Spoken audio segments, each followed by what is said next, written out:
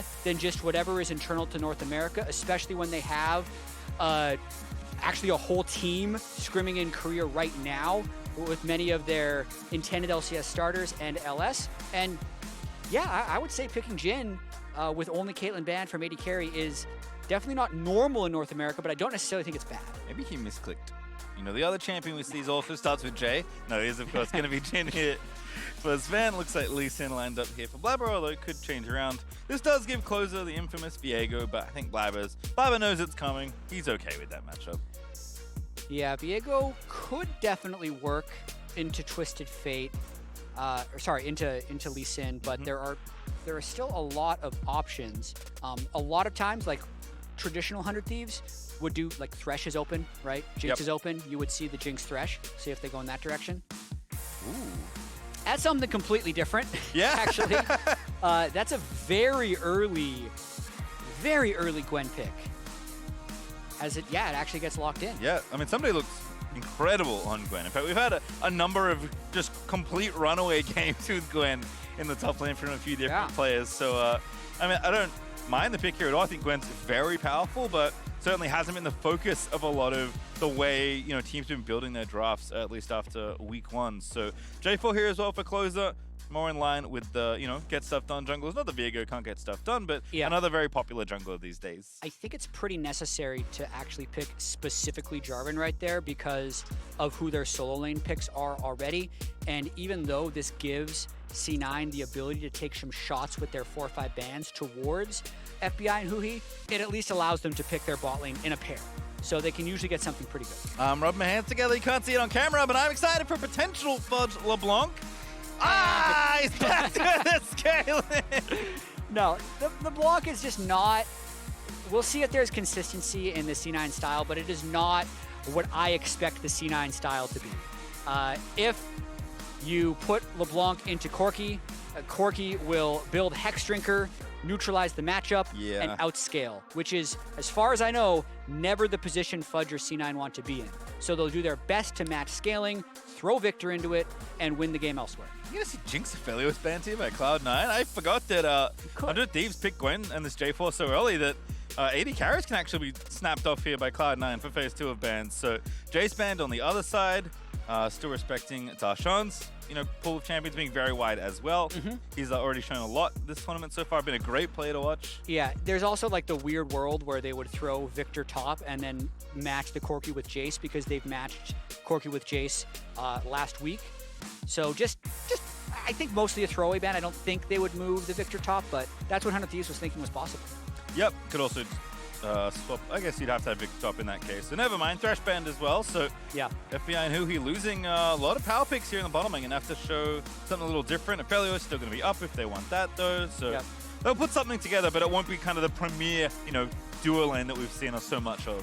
Yeah, if they didn't have so much magic damage already on 100 Thieves, I would actually like to see them...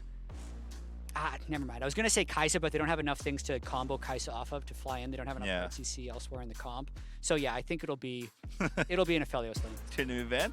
Again, showing respect to Darshan's carry pool as Cloud9 going to show us pick number 4 here. I imagine Isles is going to get a support here. Seems good to continue blocking picks from that lane because 100 Thieves are actually giving counterpick as much as they can to their duo lane here. Absolutely. I can still see the support coming in on 5 if they wanted to, but there's an ability to just match the top laner right here, and then for sure they get support counterpick, which in the past I think had a lot more value. There's definitely been metas where support counterpick could really just decide the lane. Yep. I don't think we're there right now, and the Aphelios Leona should be just pretty powerful generally for 100 Thieves. Yep, I think they're particularly unafraid. It's funny that you mentioned that though.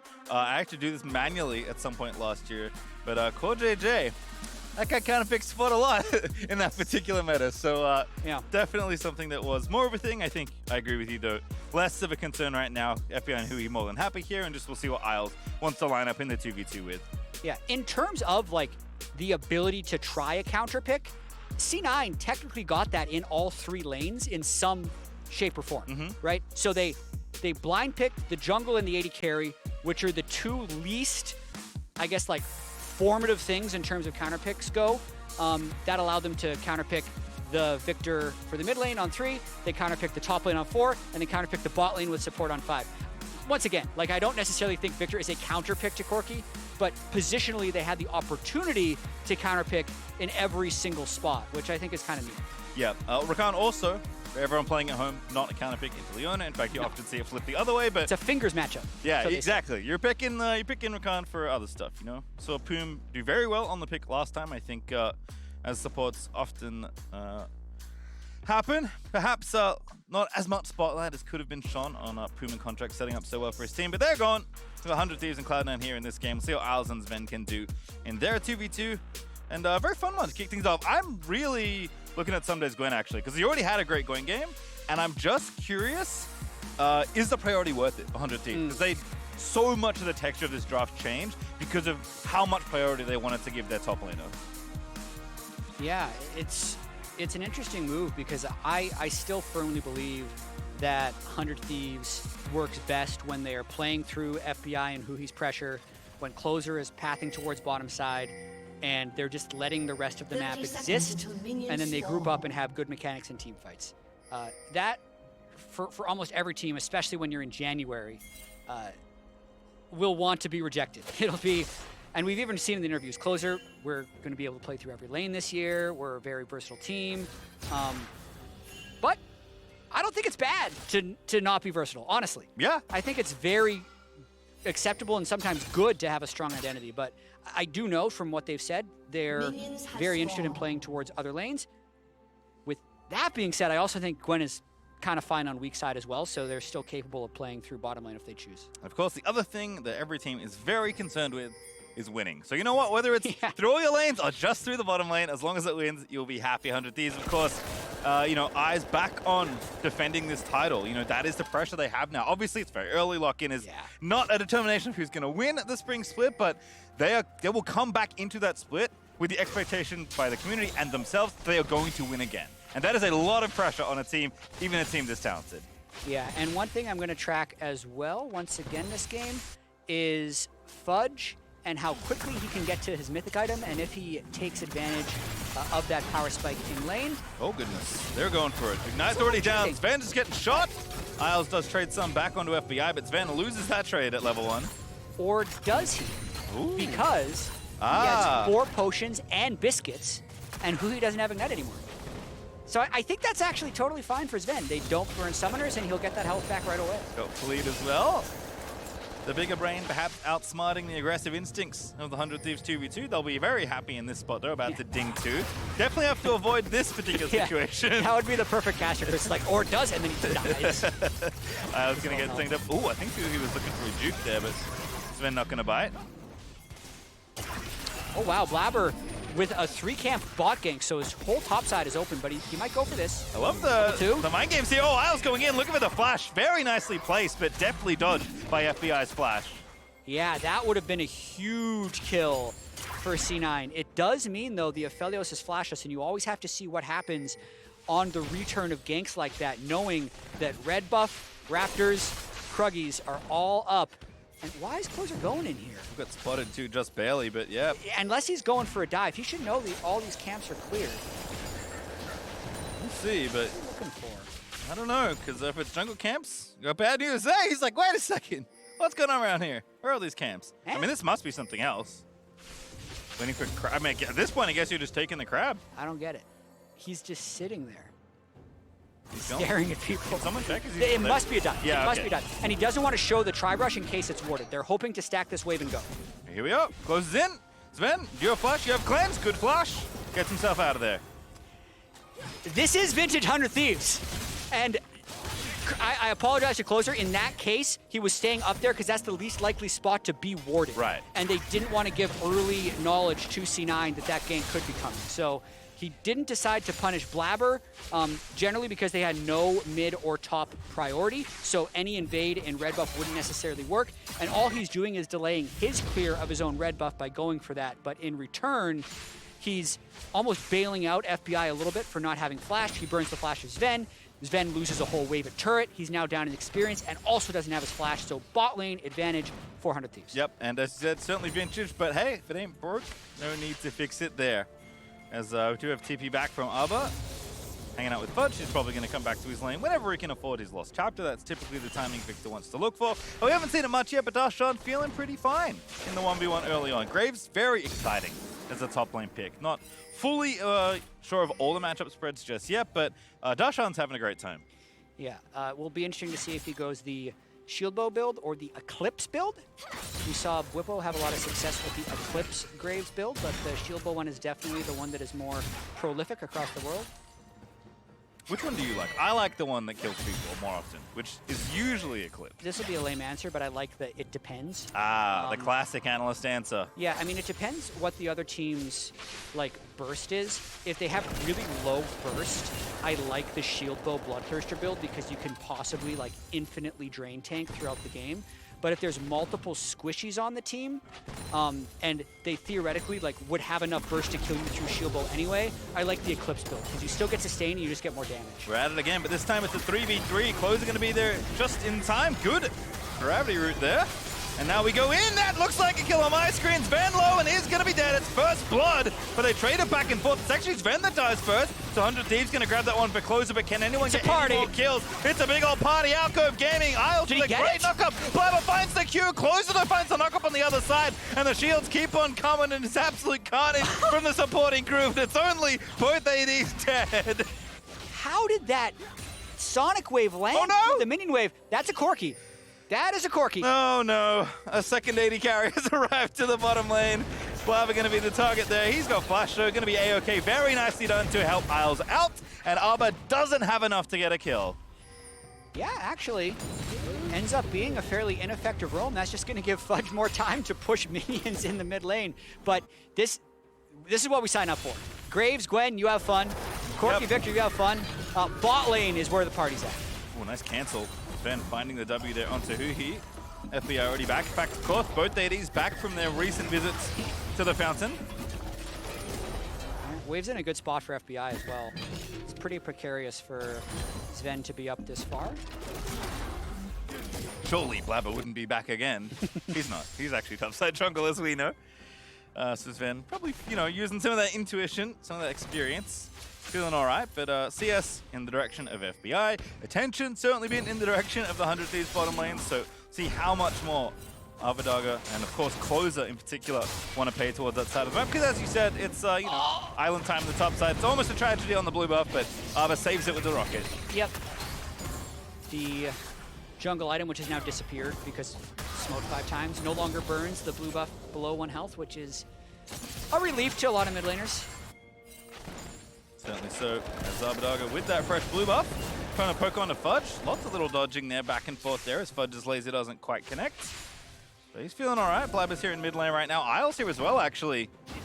Get the tension, there's the kick. Blaber with a very fancy flash around the horn, and that is going to be a kill. Fudge is going to grab it. No, it's Blaber that'll finish it off. Oh, very nice timing on that gank. Right after a blue buff. It would have been even better if that could have gone over to Viktor, because then he could have just taken his blue. But honestly, he's going to be fine with the lost chapter and the monoflow band with his early spike to continue shoving that in. Not to mention that assist gave Fudge the upgrade on his E, so he can just shove forever now. All right, solo kill incoming perhaps. Don't think Ssumday has enough left in the tank. Gonna go for it though. Darshan forced a flash. Woo! Red team has slain. Last little needles miss, and Closer's gonna start the Rift Herald. Yeah, but does that mean he's taking his eye off bot lane for 1 too many seconds? No, it's fine. Good job. Blaber was in the area. Yeah, Blaber was thinking about it. I didn't know the health values. Like, if FBI was at half health, that dive would have happened for sure. But instead, it's just a nice Rift Herald taken by Closer. I think, as we said earlier, usually Rift Herald for Dragon trades early. The Rift Herald teams are going to be very happy. Yep, and Cloud9 did get the first Drake, picked up the Chem Drake for themselves. Infernal on the menu next, as Darshan looks to be forced back here. Ssumday starting to get a little bit of leverage here in the 1v1. That does bring up a very interesting stat, though. That Chemtech Drake, so C9 is now in their 4th game.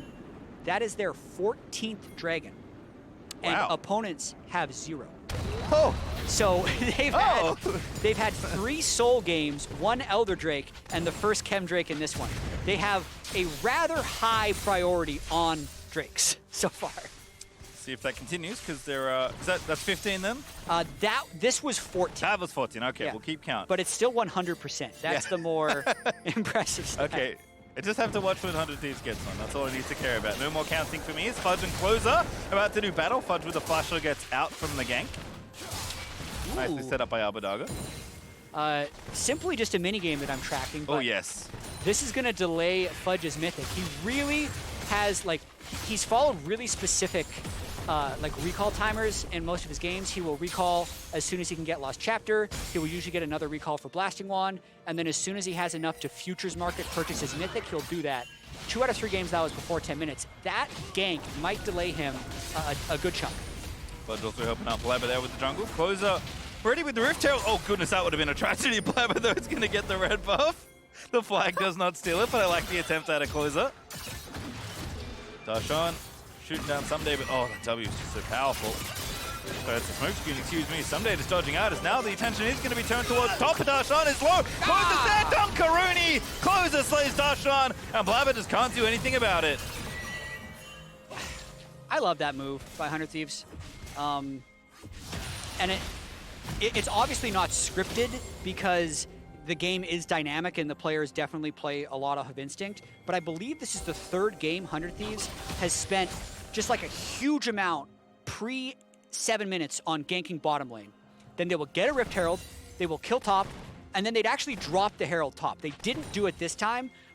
Not completely sure why, because it would have given Gwen maybe the advantage she needs to run over the game. But that's kind of the pattern I've seen with Closer. He puts a ton of resources into bottom early. That buys him time to sneak up top and take the Rift Herald. He gets that one turnaround gank on top lane, and then they've snowballed the game in their 2 victories. They haven't quite snowballed it yet. And we'll see if they end up doing a return gank or where that Herald eventually goes. Yep, it's taking stock. It is a lead for 100 Thieves, but not a huge one. Almost up to 1,000 gold, but not quite there just yet. Mythic time for Fudge, not as good as previous attempts, but under 11 minutes at least, as Fudge has already got. Still faster than every other mid laner in Lock-In. He's very fast, and Abbeddage is feeling the pain of that poke. Every laser that connects is fairly damaging. Yeah, this should be a big moment in lane to punish the Corki. Obviously, the Mythic timing game, when you play Corki, like, you're just not going to build Ludens first because you need to stack up the mana immune. But for like the next minute and a half, he'll have the wave clear advantage if he wants to, like if they have River and he's not too worried about being ganked, which should make it easy for them to set up for the 2nd dragon. And therefore, they'll be on their way to Seoul as is planned. Certainly is. See though, Closer with those 2 kills. For that nice bit of pressure top lane. Gold Drinker done. FBI feeling healthy on the CS front. 20 up actually. Up against Zven, even taking the Kruggies as well. We're gonna get some extra money out of those. Yeah, and a really small thing we can point out too while there's a bit of a lull is because C9 has Graves top, it actually makes Fudge's lane easier. Because if there was an AP champion top, Abbeddage almost certainly would have gone for Hexdrinker. But he's disincentivized to build Hexdrinker when he's only against 1 AP in the other team. Just so happens that AP's in his lane, so he just has a harder lane because he doesn't want to spend that gold on a Hexdrinker. Right, and you were mostly right, I would say. The Herald did get dropped top. It just wasn't right after that gank, but Ssumday's going to get so much gold off of this play. He takes the first tower.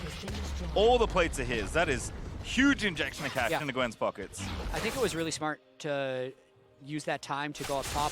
C9 had spent a lot of time getting bought. If they can kill Fudge here, no it's flash. massive. Easy off for Leona, and Closer just gets his 3rd kill. That is a big mistake, I think, by Fudge. Knowing that 3 people had just been top, they had a bunch of river control, and they just didn't have the timings. Dying on that timing possibly stops them from getting Drake, but if it doesn't, it's maybe it's fine. Maybe I misspoke. We'll have to see, but certainly the Drake stat is in peril. You do in fact miss 100% of the Drakes you don't take, but you know what? They're starting anyway. No Leona ult. Abbeddage can move down from mid, but I mean, he's recalling and teleporting. He's not going to be back in time. Yeah, Fudge already TP'd actually to the tower, just running it straight to the dragon, and C9, clean sheet still there. Just go, just get it. How many plays does FBI get off of that? Just 1. Oh, I love this. Set up here onto FBI, get the slow. Blaber with the tag on the Huhi though. Not what he wanted. Closer also reinforcing alongside Abbeddage, so Cloud9 think better of the play. It's a pretty big gold gap that's opened up though. These 2 Drakes and the successful turret take by 100 Thieves. Back and forth here. I did say it was less than 1,000 gold, like 2 minutes ago maybe, and now it's 3,000 shot up there for 100 Thieves after Ssumday took that tower. He's got the Riftmaker, he's on top of the gold charts right now. Gonna be an absolute menace for Cloud9 here to try and deal with this Gwen. Yeah. Closer's also very, very strong at the moment. Geez, this is a really interesting game. It actually feels like the teams are being very, very respectful of the other team's turns. So there's been a couple moments here where I thought like a kill would lead to an objective afterwards, but instead it's actually leading to a reset, and then they'll take their chances afterwards because they don't want to get caught by like overstaying somewhere. That was evident with the first gank top lane where they didn't drop Rift Herald, and then when 100 Thieves ganked mid, but then didn't turn for Dragon, and instead also recalled so they could get back on the map faster. It's very interesting to watch.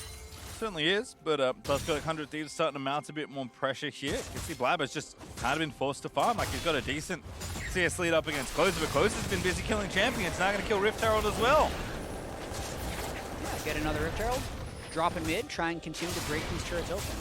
And Viktor without a mid out of turret. It's a sad time for old Viktor. Loves to be able to just sit there and push the waves back towards the enemy, but it may be reversing in the wrong direction for Cloud9 here. As Closer and friends easily take this second Herald here. Yeah, C9 just everybody resetting. Got to be in a bit of a defensive posture unless Isles and Blaber can find a nice... Jeez, the big one at level 11 Corki. Even without eluding, still chunking Fudge. Oh, that's nice! That's it! Oh, nice! That was Zven, what a bait! As he gets the kill on Davadaga. Jhin Rakan right there. It takes one tag from a full-range Viktor laser. They land the W, they flash engage. That's beautiful. And C9 going to need more of that here as they look to stay proactive. Isles no ulti, but he's got Ignite at the ready, sweeping through the enemy jungle. Cloud Rift letting them zoom through a little bit faster. We'll need to take some structures here. There's not a lot of space for Cloud9 to keep that stuff up, but a very nice job to basically lane gank in mid there as FBI is trying to turn it back onto Isles. Yeah, Jhin the only champ that can do that. Oh, that makes me so interested for the rest of this game because I've been talking a lot with Emily in the analyst desk about just like the Corki Viktor matchup and how a lot of times it's just kind of decided on range, and it seems like once Corki gets Ludens, right, the team with longer range just ends up pushing people off of objectives. But I really want to see if the Jhin can flip that.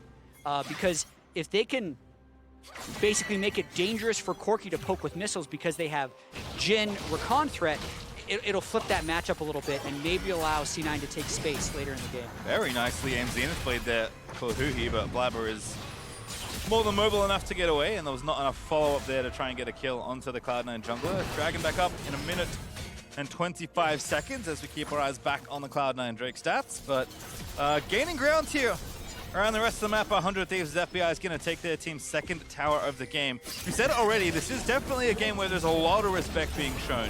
Yeah. But 100 Thieves, even if it's slow, they are starting to continue building that advantage. Yeah, they're definitely in the driver's seat right now, even though they are... But they're obeying the speed limit. 2 dragons down, yeah. It's not a blowout by any means. It just puts a little bit of pressure on C9 to not make any big mistakes because, especially as we approach 20 minutes, the Baron threat will become a lot higher. If they lose the mid turret, then the gold lead could just get out of hand. Right now, it's a manageable difference because you can look across, like let's say the mythic completions and items are basically even, but when 100 Thieves gets to their item spikes and they can hit 2 items before C9, that's when it's going to matter. I mean, as of right now, it looks like we should be pretty even power for this next Drake fight, even though there's a 3,000 gold disadvantage for C9. Yep, Ssumday still being a menace, but Darshan's just deflecting it, has gone shield burst, so at least going to have some durability for the upcoming fight. It is, of course, well past 14 minutes, so TPs can come in wherever you have a convenient locale, and Blaber is trying to find the angle onto Huhi's not the player he wants, though does dodge the incoming Zenith play, but there's that TP I mentioned. Darshan joining the fight early as Cloud9 look to take this Drake. I mean, let's see how much they just try and burn this versus defending the zone and trying to fight if 100 Thieves walks in. They're shooting it right now, but the flank is there from Ssumday. Gwen is very threatening when she gets in the middle of a team fight. Yeah, Gwen does have a flank. Darshan's trying to mark Gwen, though, which seems to be effective. Yep, doing a decent job here. Fudge, though, kind of turning back around. Gwen absorbing a lot of the damage, and now the rest of 100 Thieves go in. Zven the target. It's going to get locked up forever, and FBI is able to shoot him down. Ssumday low, but he's not dead just yet. Jatt, and him living is an absolute disaster on the Cloud9 side. Fudge is going to die as well, and that is going to be an ace as Darshan is the only one left to die at the hands of Huhi, as Abbeddage is going to sweep in and steal it. A triple kill for the Corki and the ace for 100 Thieves. What a gold injection for 100 Thieves and Abbeddage. Now they are in firm control of this game. That just ended up being a total disaster for Cloud9. So look at this. They were first in river, but they're unable to defend any of their zones. So now it's just a straight eye contact fight, and when someone gets behind C9, they're just looking to fall back and push Ssumday out. But both their solo laners go for Ssumday, and C9 isn't far enough back to dodge the closer engage. So that's when it turns into a total disaster. 5-for-0 ace. Oh, here comes Fudge trying to get Ssumday, but I think Ssumday might still have a little bit of gas left in the tank. Gets stunned on the edge of the gravity field, but Fudge is getting done. Ssumday almost makes it happen, but Fudge gets his revenge. Just barely. He gets him. Woo! Not sure what Ssumday was doing in the grump, but he gets punished. Either way, still a 6,500 gold lead. The Drake timer has been pushed from 6 minutes to 12 minutes, or 5 to 10, whatever. And yeah, 100 Thieves is looking like, again, they're going much faster in their driver's seat now towards being first place in this group. Yep, and they've hit the freeway. Bit of traffic on the way. Finally starting to rev things up. Ssumday finished Cosmic Drive. We've got 2 items done now for Abbeddage as well, who's got his Mythic. Nice and on time there for Corki, who of course wants to get the 10 per second, and even 2 there for FBI as well. So things are looking good across the board here for 100 Thieves. They even stop the potential Drake snowball. So Cloud9 can't even lean on that soul as a potential way to force a fight in their favor. And what a game it's been from the closer so far. They just have so much power at the moment. With they also have the Manamune Luden's spike for Corki. Well on his way to his 3rd item as well, so I mean, he might get to 3 items before Fudge gets to 2, which would be ludicrous. And this is the kind of game where it's just so hard for Cloud9 to get anything done. They still have 0 towers taken in this game, so it's just, again, we talk about it so much. One of the reasons we talk about the mid-outer tower so much is like, when you don't have access to the areas of the map where you need to be contesting with things like Baron, I love this. Can't do anything. Yeah, I love this. They have a package time, and they have great vision. They have Gwen with teleport advantage, so if C9 steps in, Closer's just going to ult, they're going to TP in and try and clean. If C9 doesn't step in, they just get Baron. They're very aggressive with this force. The disaster would be a steal or too much Jhin poke. Yeah, and they don't even give them that opportunity. I was about to just salute Blaber and say, good luck on the 50-50, but 100 Thieves aren't even going to give them that, and that fog is so good! Huhi! Absolute immaculate aim onto Zven, and the Doom Jacuzzi is a little different, but it's still enough to get the kill there. Fudge will turn one back around, but that's not the kill they're after as Ssumday TP's in. Whoa. And my god, this Gwen rips Cloud9 to shreds!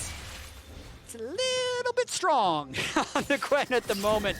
Abbeddage doesn't even have to join. He's going to get 800 gold for himself by killing that top turret. It's good for about 2 kills, actually, in terms of Corki's income. You know, the KDA maybe not there for Ssumday this time, but Gwen the Menace has officially arrived.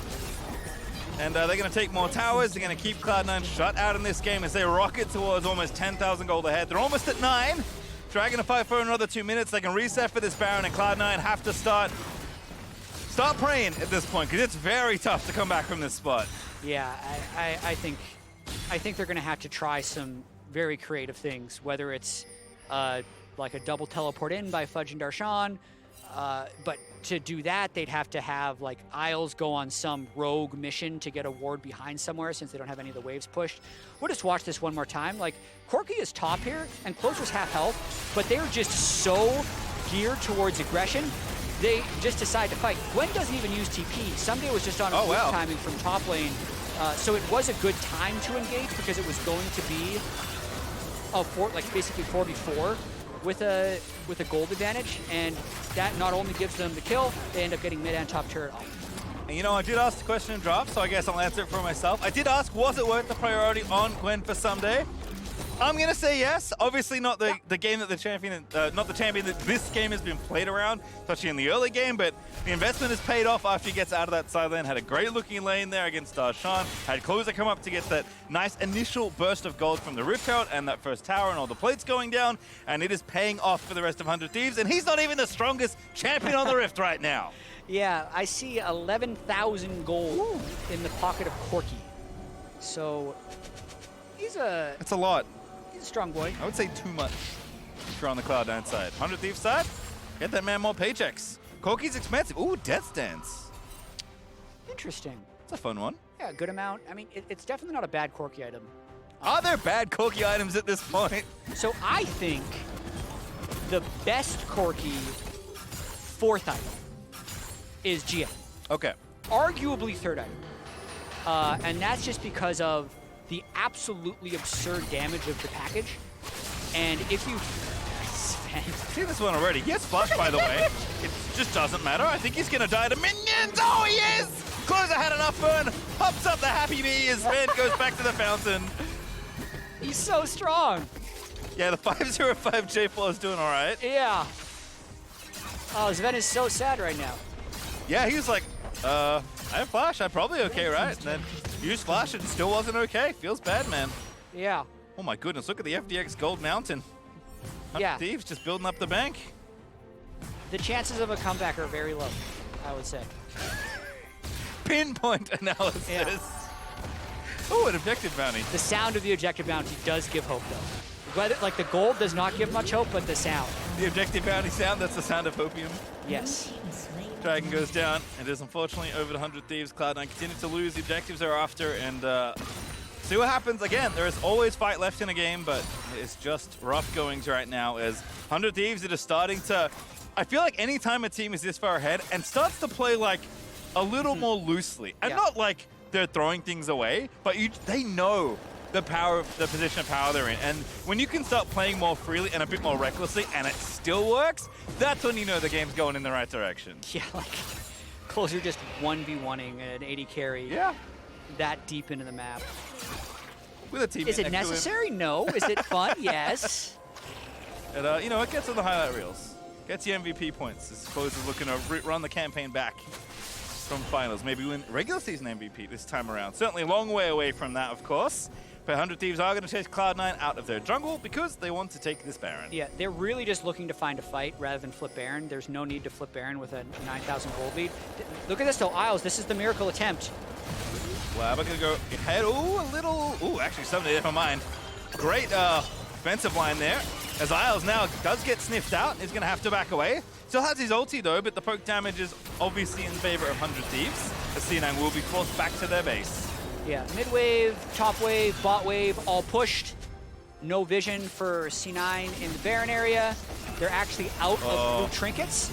They do have that one ward outside, but I don't think that actually sees right now that they're doing Baron. No, it doesn't.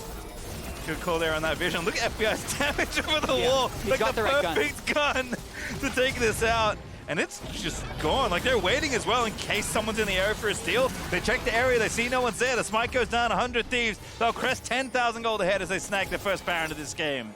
Beautiful. Now Ssumday sets up shop in top wave. Darshan. Ooh, maybe not. Actually, it's a 1v4 for Ssumday. Now going to be interrupted by Closer and Huhi as they are going back in. Ssumday's still alive. Abbeddage over the top with the TP. Darshan with the shield bow. Not so immortal now as Abbeddage is on a rampage. And Cloud9 just keep getting routed. Yep, they do. It's still 5 alive for 100 Thieves. They're a little low on health, but they can go in. Abbe, if he had GA, he could have packaged into the base. But he has Death Stance. If only. So he packaged away from the base. Ah, okay. Well, Inhibitor's going to go down, and I think the rest of the base may fall with it. Oh, yeah. Been destroyed. Backing up again, 100 Thieves. Not overplaying. No need to. I mean, it's fun. Why not play with your 11,500 gold lead? They want first in the group. Like, I also want to challenge the narrative that some people are spreading, not on the broadcast, I would say. Absolutely not. Maybe this is like Reddit or Twitter, that like lock-in doesn't matter, teams don't care about lock-in. Oh, it matters. For the standings, obviously it does not. But in terms of like the teams wanting to win, they definitely do. Yes. I can say that from competing in lock-in last year with Team Liquid. Like, the prize pool being $150,000, which is more than spring or summer, is actually still quite significant. The momentum you build for the start of the year And just like, the reason these guys are pro players is not to make money, it's the competitive fire. And like, playing best of series at the start of the year after not playing competitive series for 4 months is just intoxicating. So these guys really do just want to beat up on each other with people watching, because that's why they do this. Yeah, I mean, it might sound silly, but you talk to any player and they'll say the one thing they love most is winning. Yeah. And you know what? You win some money, you win a trophy, it's still winning at the end of the day, even if it's just to kick off a very exciting LCS season. As 100 Thieves look to right the ship after their loss. Cloud9 still putting the pieces together, of course, with kind of split rosters, but Closer, he's in there. It's time to make the highlight reel. Put him on the telly, everyone, because Closer's going up again. No deaths. 508. Abbeddage is unstoppable, and 100 Thieves are sending a message to everyone here in the LCS that they are back to still claim that second trophy. Really smooth game by 100 Thieves, trying to erase everyone's memory about their defeat to FlyQuest at the end of last week. That 3-1, because the head-to-head over Cloud9, will lock them first place in Group A. So they will play fourth place from Group B in the lock-in elimination bracket later. But as you said, PastryTime, really just a picturesque game from Closer. Oh yeah.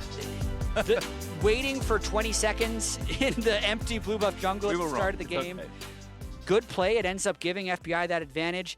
The timing of his Rift Herald take into top lane ganking, he actually found a way to get every lane ahead, which is just so impossible for most junglers.